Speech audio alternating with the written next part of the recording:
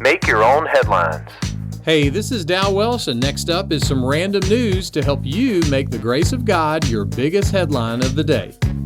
Today's podcast is sponsored by Ross's Harmonica Showroom and the letter L. So have you ever heard of a Studebaker? The Studebaker family made their way to America from Germany in 1736, and they eventually became the largest producer of horse-drawn vehicles in the world. Then they started making cars.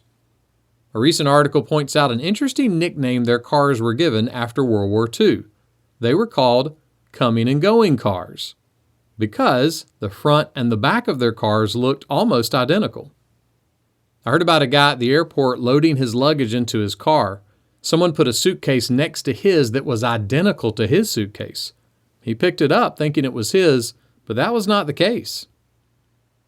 Yeah, I don't know if that joke is coming or going, but I think it's going. And if you're a movie buff, here's an interesting fact. Mr. Freeze and the Penguin are actually identical twins. Huh. In the Gospel of Mark in the Bible, there's an interesting moment between Jesus and his disciples. It goes like this. And Jesus said to them, "Come away and rest." For many were coming and going, and they had no leisure even to eat. So the disciples were super busy, and Jesus told them to rest. Someone said this about Jesus. The Gospels not only show us a man who worked, but also one who didn't only work. He rested and retreated and called his disciples to do the same. So, be sure you pick up the right suitcase. And when you get super busy and you feel like one of those old Studebakers, you don't know if you're coming or going, take a minute to rest. That's one way you can kind of be identical to Jesus. Make that one of your headlines today.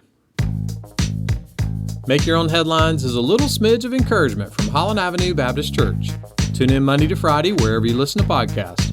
And for more positive resources, search Holland Avenue on YouTube or Apple Podcasts, or visit hollandavenue.com.